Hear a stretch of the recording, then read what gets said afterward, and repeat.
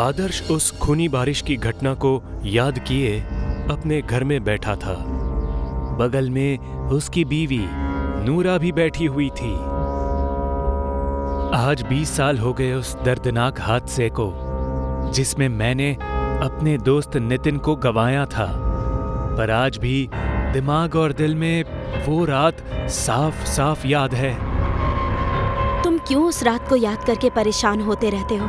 छोड़ो भी, आज हम कितने दिनों बाद कहीं घूमने जा रहे हैं और तुम हो कि मूड ऑफ किए बैठे हो। सॉरी डार्लिंग, चलो जाते हैं, मैं गाड़ी निकालता हूँ। नहीं, आज तुम गाड़ी नहीं चलाओगे।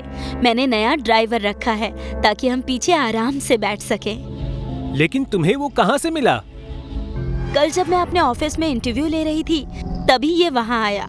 ऑफिस में जॉब के काबिल तो नहीं था, पर नौकरी के लिए बहुत गिड़गिड़ा रहा था, इसलिए मैंने तरस खाकर इसे अपना ड्राइवर रख लिया। पर क्या उसे गाड़ी चलानी ठीक से आती है? क्योंकि ये गाड़ी बिल्कुल नई है और मैंने भी इसे अब तक नहीं चलाया, और मैं नहीं चाहता कि पहली ही ड्राइव में गाड़ी को या हमें कुछ हो जाए। तुम उसकी चिंता मत करो, कल दिन भर ये मेरे साथ ही था, मेरा ड्राइवर बनकर। मुझ पर भरोसा रखो, हमें और गाड़ी को कुछ नहीं होगा। गाड़ी अच्छी चला लेता है। ठीक है, बुलाओ उसे, हमें निकलना है। उसे बाहर गाड़ी में ही बिठाया है ताकि हमें देर ना हो। नाइस, ये अच्छा किया तुमने। चलो, रात से पहले हमें वहां पहुंचना है।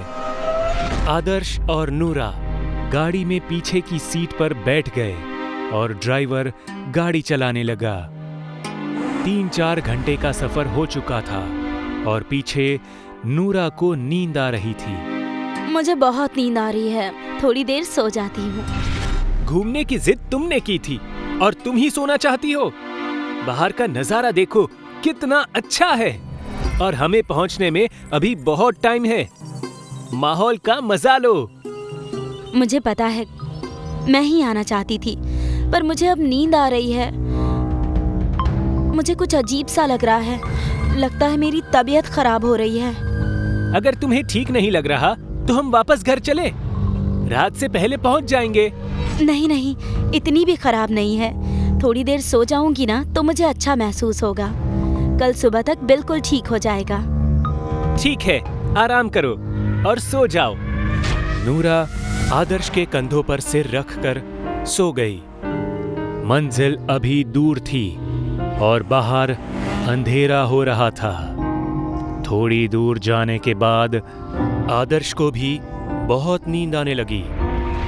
अरे सुनो, मैं भी सो रहा हूँ, हम जब पहुंच जाए तो मुझे उठा देना। जी सर। मुझे ये रास्ता पता है, यहाँ बहुत गड्ढे हैं और बहुत ही पतला रास्ता है ये, इसलिए आराम से और धीमे से चलाना। जी सर। ड्राइवर को समझाने के बाद थोड़ी ही देर में आदर्श भी सो गया। सूरज पूरी तरह से डूब चुका था और बाहर काले बादल छाने लगे थे। ड्राइवर ने आईने में आदर्श और नूरा को देखा तो वो दोनों शांति से सो रहे थे। तभी ड्राइवर का चेहरा आईने में दिखा तो वो बिल्कुल आदर्श की तरह दिखाई दे रहा था। बाहर अचानक से बारिश शुरू हो गई। गाड़ी अपनी रफ्तार में आगे बढ़ रही थी। धीरे धीरे बारिश जोर पकड़ने लगी। बिजली का कड़कना भी शुरू हो चुका था। एक बहुत तेज बिजली की आवाज सुनकर आदर्श की नींद खुल गई और वो बाहर देखने लगा। ड्राइवर, हम कहाँ पहुंचे हैं? जंगल के रास्ते पर है सर। जंगली जानवरों का ध्यान रखना, रात को वो रास्ते पर घूमते रहते हैं, कुछ गड़बड़ नहीं होनी चाहिए। जी सर। अच्छा है, मतलब जंगल पार करते ही हम 10 मिनट में पहुंच जाएंगे, और पहुंचकर नूरा का ध्यान रखना होगा।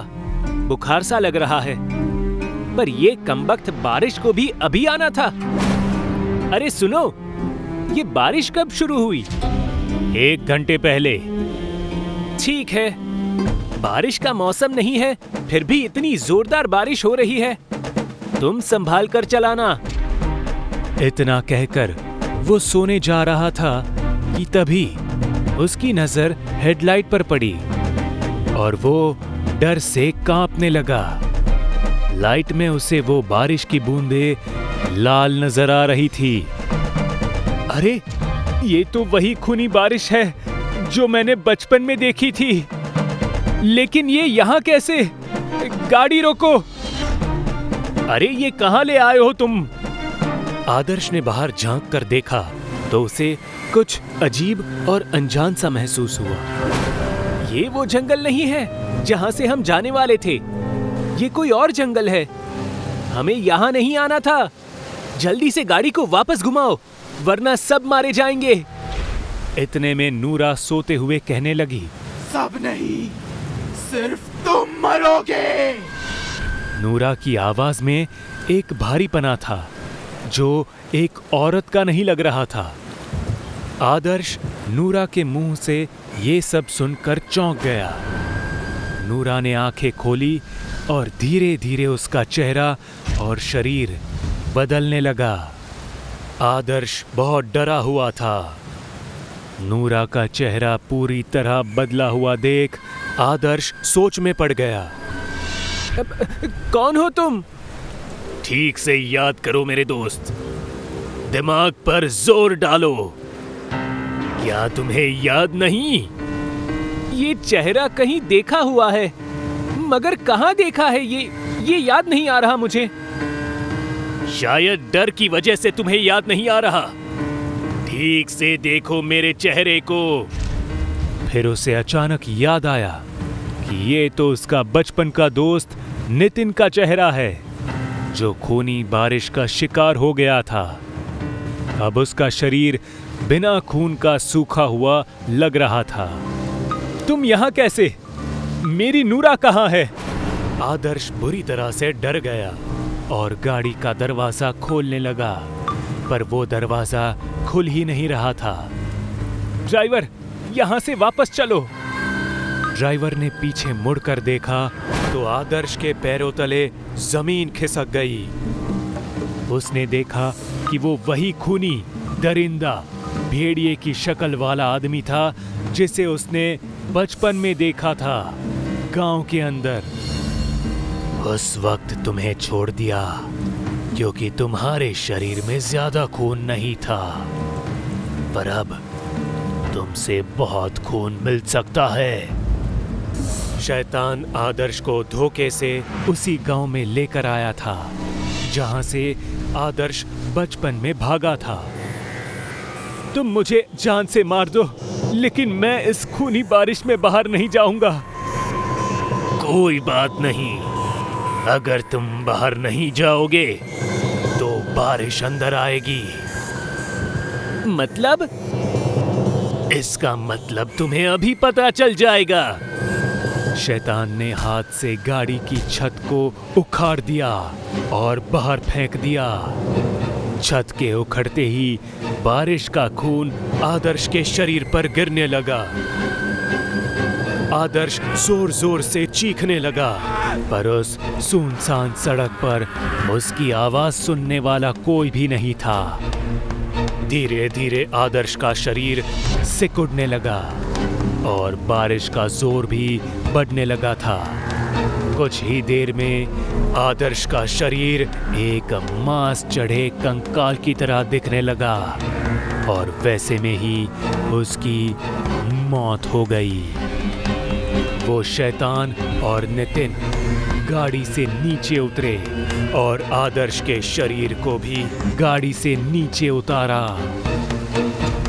शैतान आदर्श को खींचकर रास्ते के बगल वाले जंगल में ले गया और नितिन भी उसके पीछे पीछे जाने लगा।